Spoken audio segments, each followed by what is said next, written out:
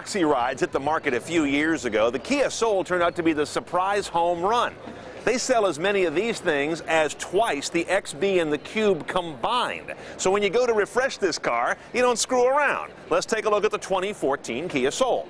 Now, the main headline on how they've laid this car out is not so much in a change of the overall look. It still looks like a Soul to my eye, but the dimensions are quite different around the wheels. There's another inch this way, that's the wheelbase, but 6 more inches this way, that's the track, and that gives this guy a much more planted, less tippy look, which, if anything polarized folks negatively about it, that was it. They seem to have really cured that.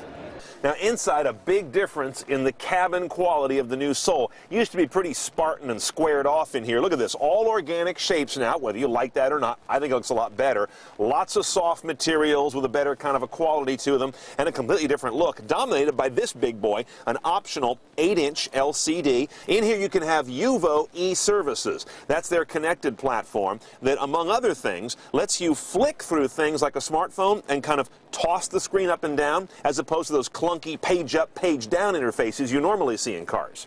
On that screen, of course, could be optional navigation. I see here it's going to be SD card based. Also, I think it's a first for Kia, at least for the Soul, Pandora integration in there as well, so you can control your Pandora stream from your phone here, put the phone aside. And top trim models have another LCD screen, an enlarged LCD between the gauges to give you helper display stuff like just the latest nav instruction or currently what you're listening to on the media. So this car is definitely going upscale if you load it up. Another thing I've noticed, and a lot of you ask about this, how's the room? You know, I'm pretty tall, 6'2". I am in driving position right now, and I'm looking back and I see quite reasonable back seat legroom. I could sit behind me in this car, just FYI. They also have put a bigger hatchback here, which was another gripe about the Soul. Now you can get into what space it has more readily. That goes with that additionally spacious back seat.